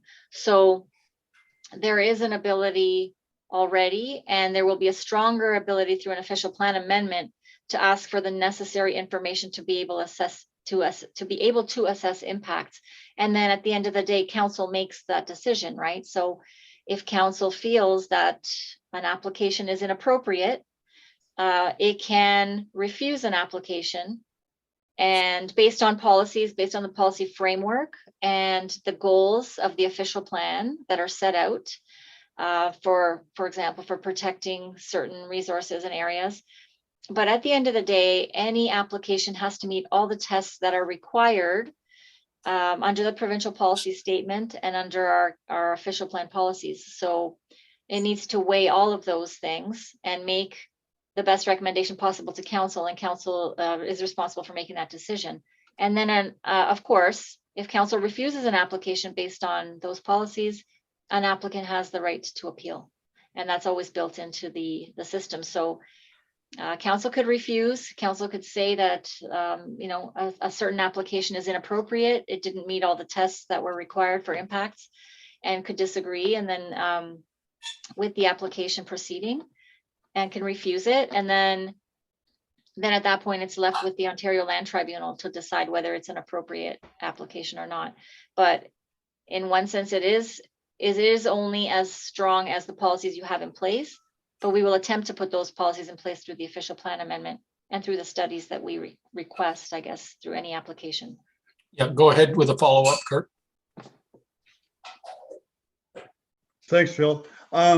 We still don't have an approved urban design guideline, Mariana, and would that help protect us through 2022 while the official plan amendments are being developed and designed?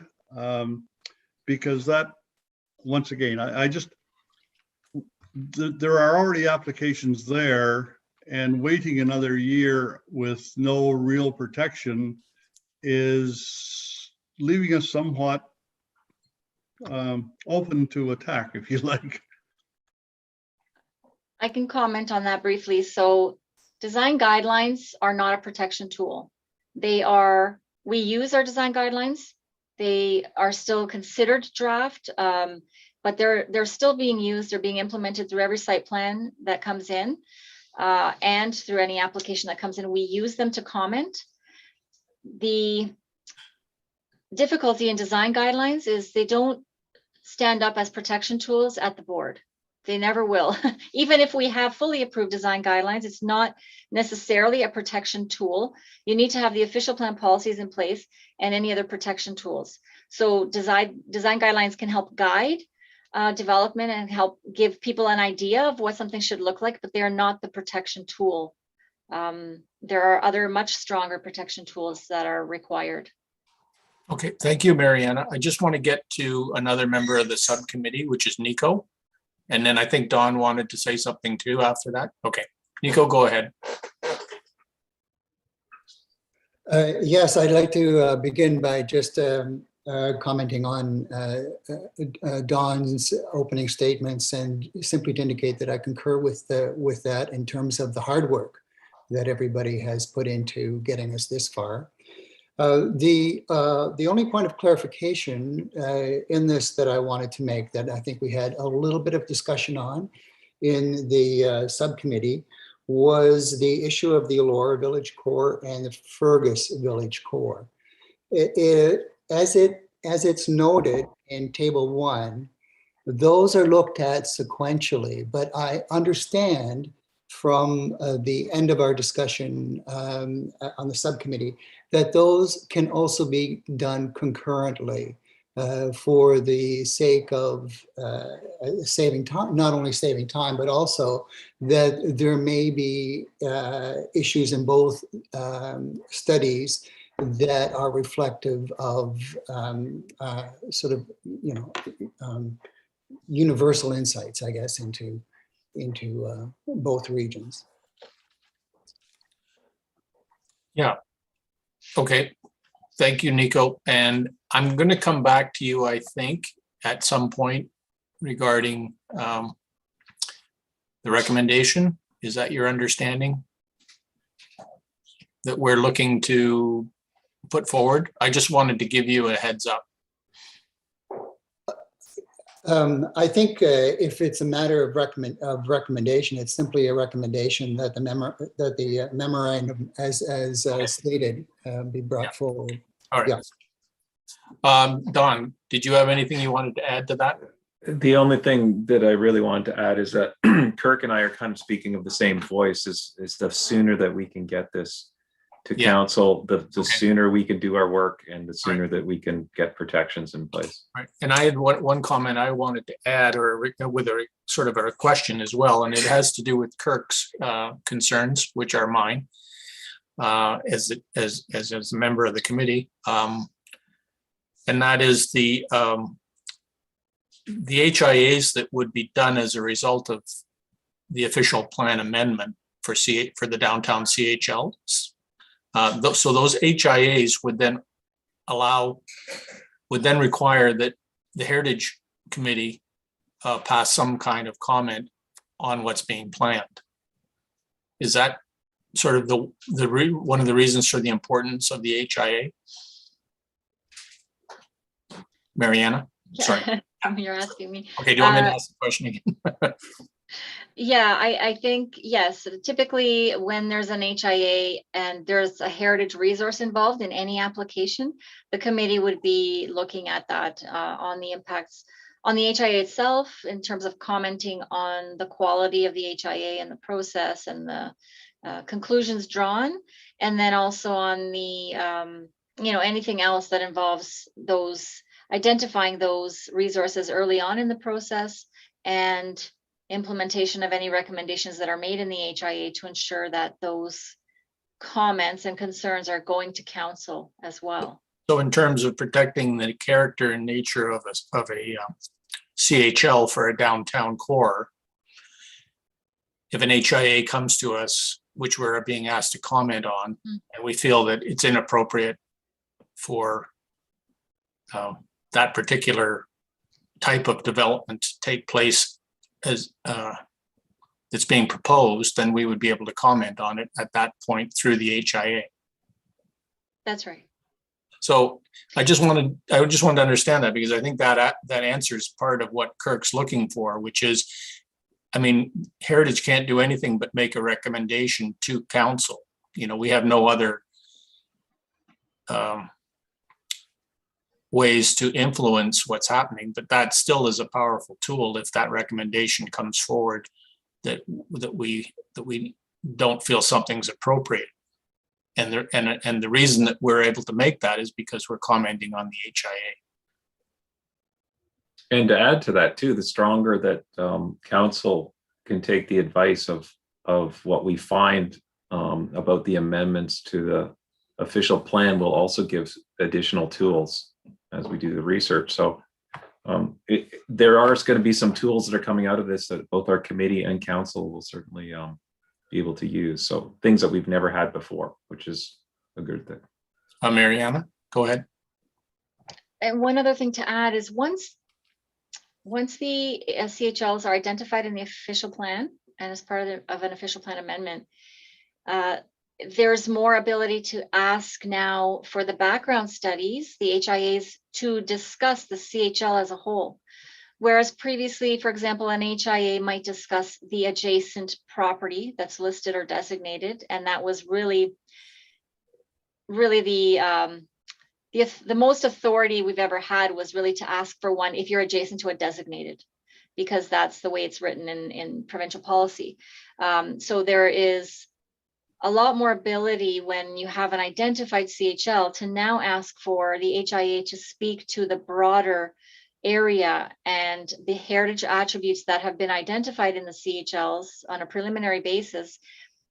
There are heritage attributes identified, and the HIAs can speak to those, or would be required to speak to those as well, rather than just the one or two adjacent properties. They would speak to a broader context as well. So that's a benefit.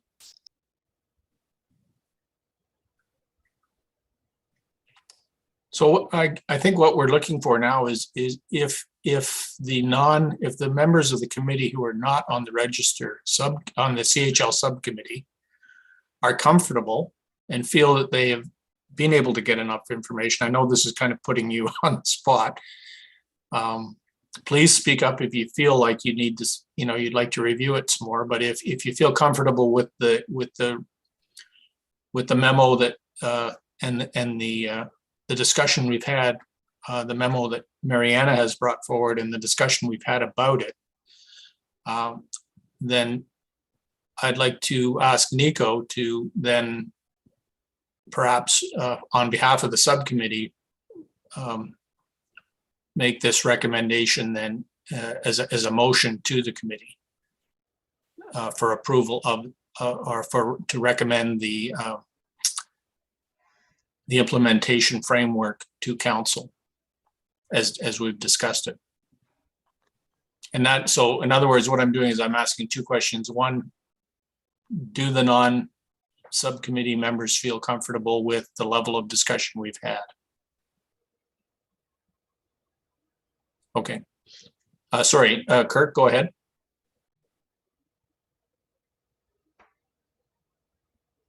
You be sending out a copy of the full report to each of us, please? Yes. Yeah, that will follow. Devlin, can you add that? Can you repost the agenda and add the second part that was supposed to be added? Yep, I can. Thank you. I will email a copy to everyone as well. It would also be included definitely in any report going to council. The full memorandum will be in there as well. And thank you, Kirk, also because you're asking the exact same questions that our committee was asking. So I'm really happy that you brought that forward. So thank you.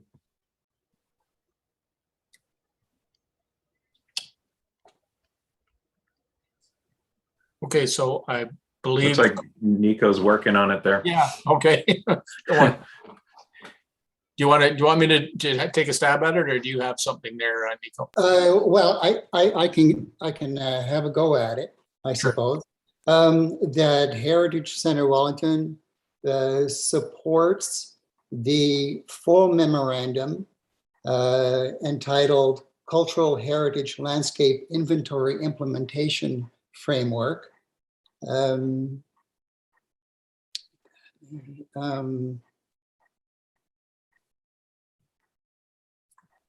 As outlined in the memorandum of Mariana Iglesias, and that this memorandum be brought forward to council, something of that nature. And maybe, Devlin, you could just wordsmith that for me a little bit better. Sure, I have something very similar. I just have that Heritage Center Wellington endorses the Cultural Heritage Landscape Inventory Implementation Framework as set out in the memorandum from Mariana Iglesias presented to Heritage Center Wellington on November 9th. The only thing that I want to make sure of is that it's the full memorandum that goes to council, not just. Sure, I will add full memorandum in there. Okay, thank you. That includes the both parts, right? Right. Yeah. Okay. And Nico, can we then put you as the mover of that? Yes. Okay, and seconder? Okay, we'll use Dawn. Any further discussion? Okay, I'll ask Devlin, read it. Can you read it for us one more time?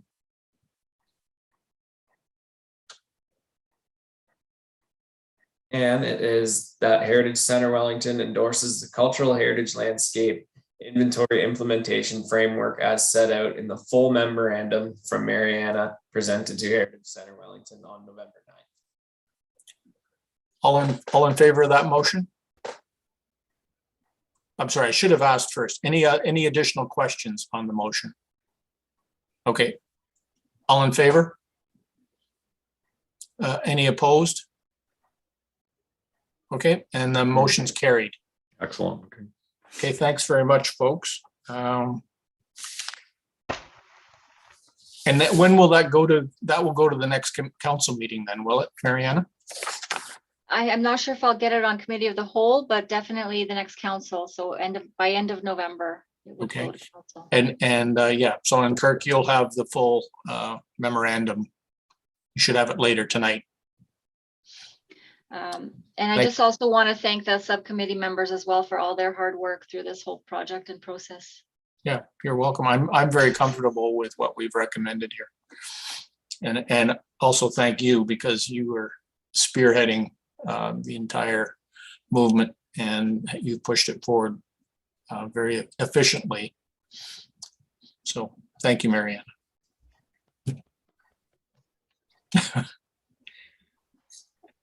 So we have a citizen submission in support of designation of 1919A East Mill Street in Elora as part of the information items.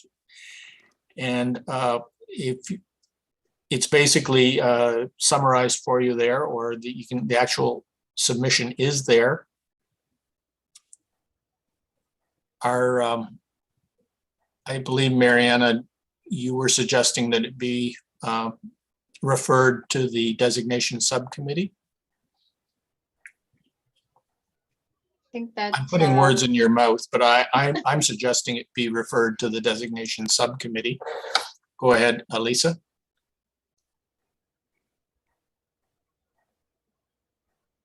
Sorry, I forgot to unmute myself. Just for reference for the committee, at the September meeting, the committee had already received requests regarding designation of this property and agreed to put the designation request on hold until the HIA and share were received from the property owner. Right. And we're still, so that's a good background. Thank you for bringing that to our attention. So Mariana, have we received that information yet? We have not received any application or any notice of intent to demolish for that property. So, so this, but we do have some research, I understand, that's been done on that property. Yeah. That's right. So perhaps the appropriate thing to do would be then to add this submission to that research and refer all of it to the designation subcommittee. Yep. Okay, so I think that doesn't need any further action unless there's anyone else has questions about it.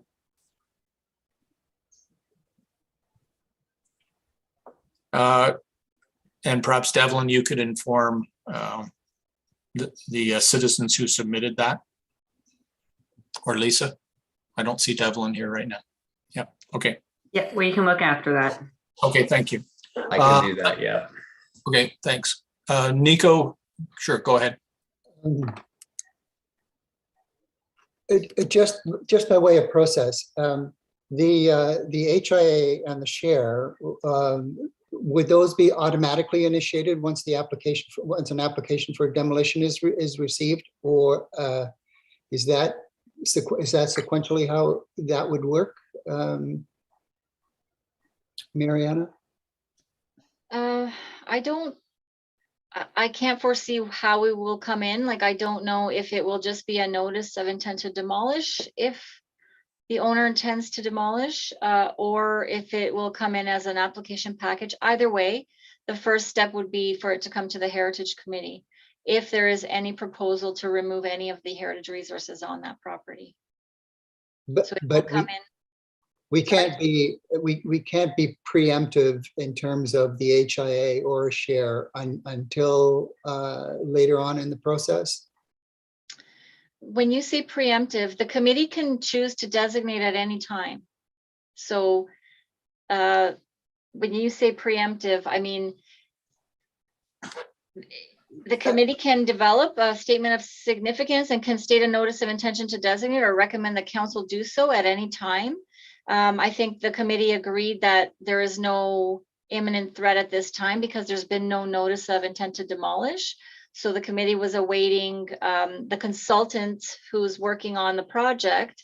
If there is an assessment done, I think the committee was waiting for the heritage consultant's assessment to determine the value, the attributes, and whatever the HIA would present, the information that would be presented. But the committee could do its own assessment as well. So it's really up to the committee how it wishes to proceed. Okay. I just wanted some clarification, and I'd like to thank Mr. Rankin for putting this together. It was obviously very well thought out. Okay. I think we could include that in our comment then, Devlin, or our reply. I don't know, Aaron, if you want to comment on it further as the chair of the designation subcommittee, or if you want to wait until we do the report. We can wait until the subcommittee update. I think we probably touched on it, but yeah, I can include it in our update. Sure. Okay. Healthy Growth Advisory Committee update.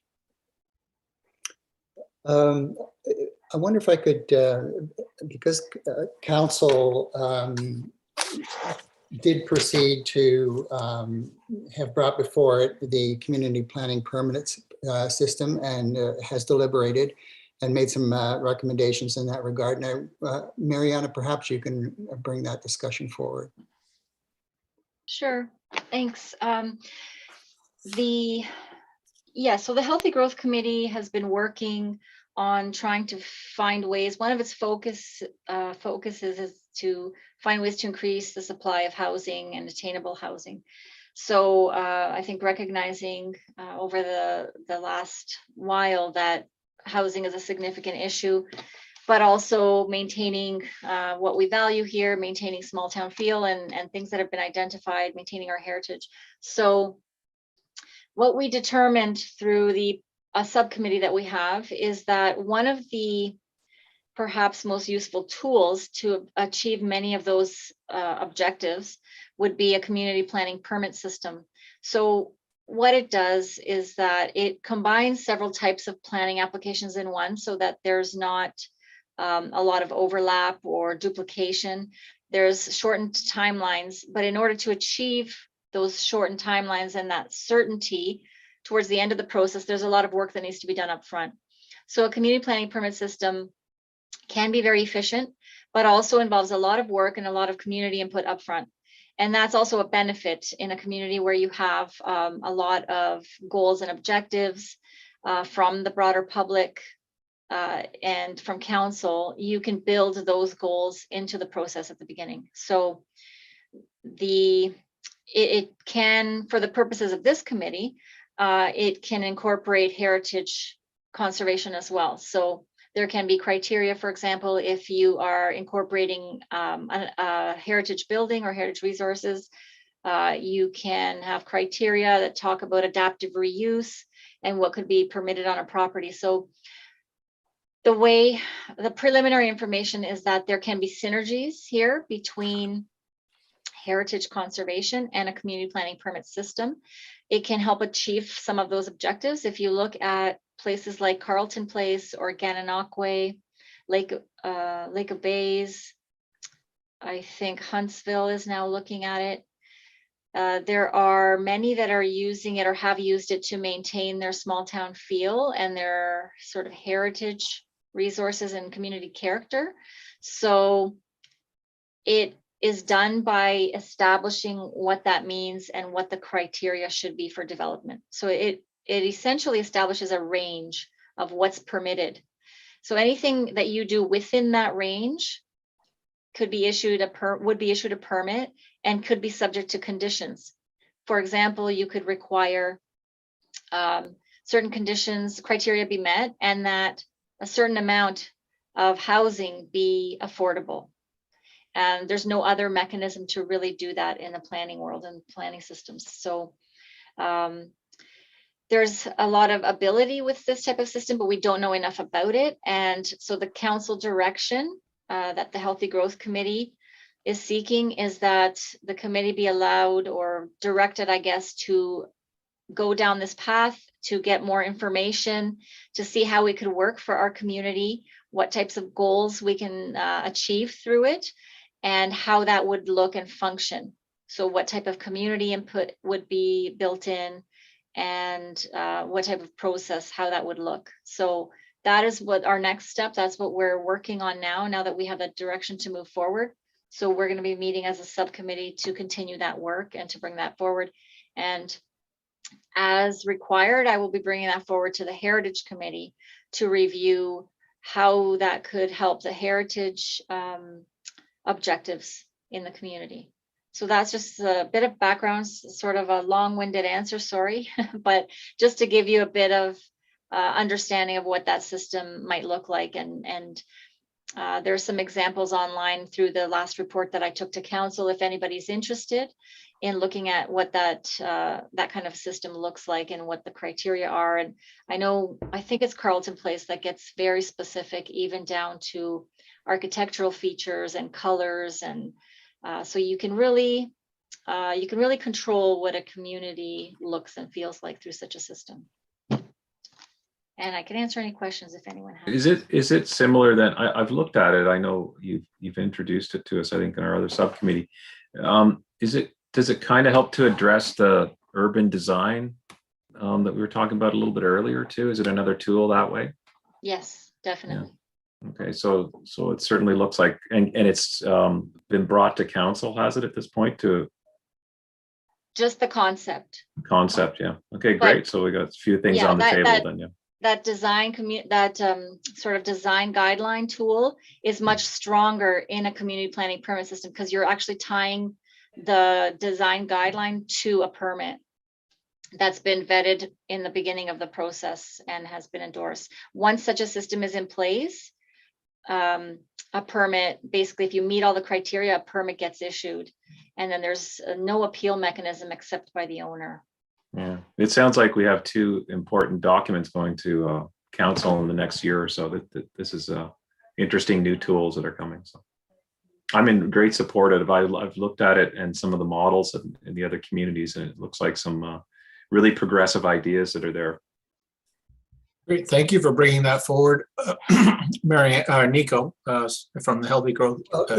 It sounds like, in terms of our earlier discussion, so with regard to the cultural heritage landscape memorandum, that there may, when we were talking about interim protection measures, that there may be an opportunity that there may be some intersection points between the permit system and the cultural heritage landscapes in terms of protection measures, or at least design guidelines that can be utilized, whether depending on what area you're looking at.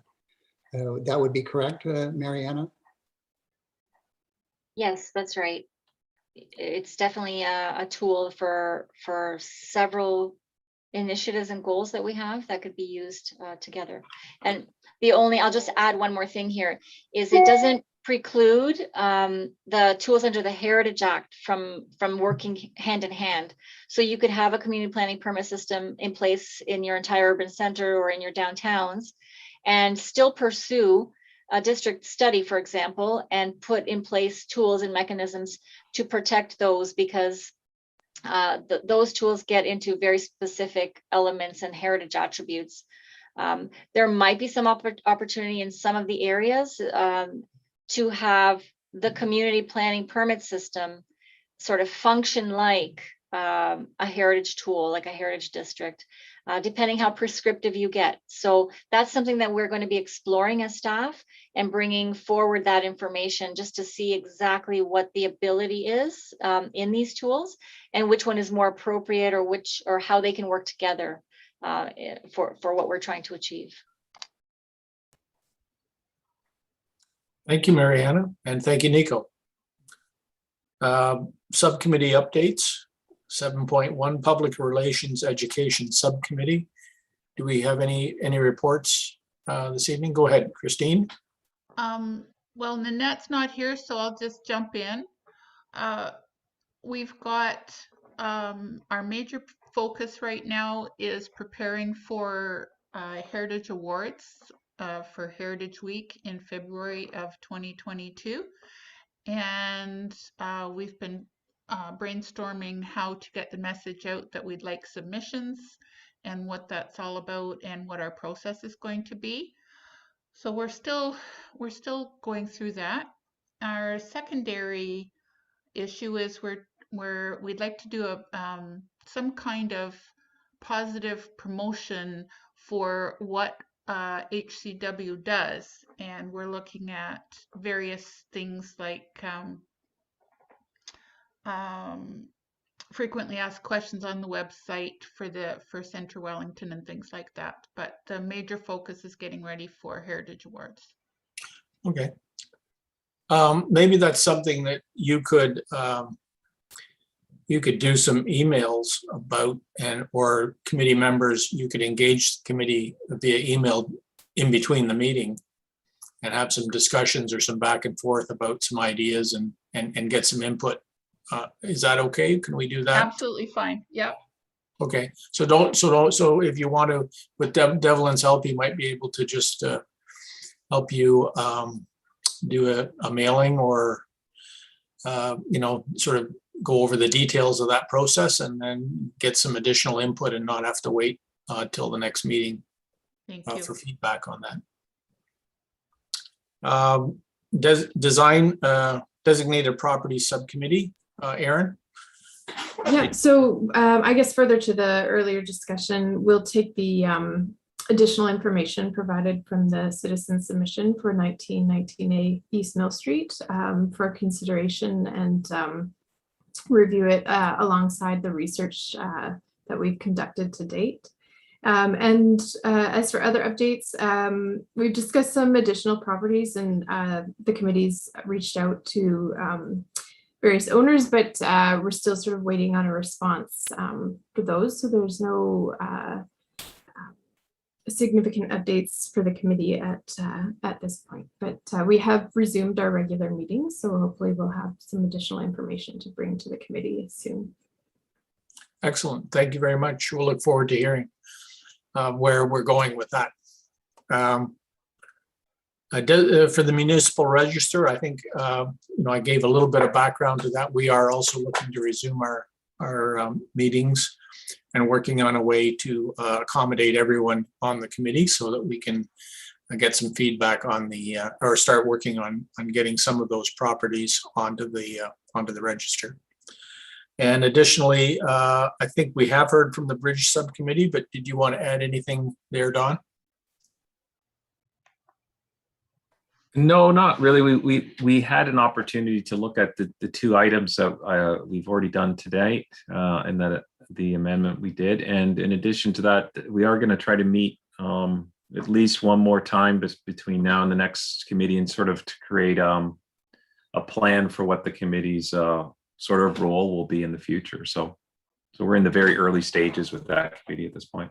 Sure. In terms of reference, maybe is the best way to describe it, is what we're working on next. Yeah, that would be appropriate as a permanent committee account subcommittee of the committee. Early days, so.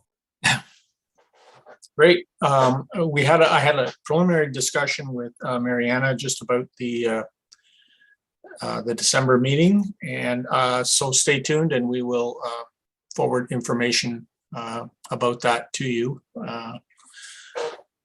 based on the needs of what comes up for the agenda. So other than that, I believe we've come to the end of the agenda, and we can adjourn the meeting based on consensus. Okay, meeting adjourned. Thanks, everybody. Thanks for being here tonight. And I had one question, Mariana or Lisa, is there any indication as to when we might meet in person?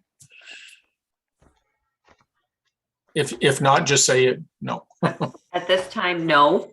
We haven't, council's still meeting on Zoom, and until they would probably resume in person, and this is really just my assumption. We haven't discussed advisory committees moving forward. They'd all likely come back around the same time.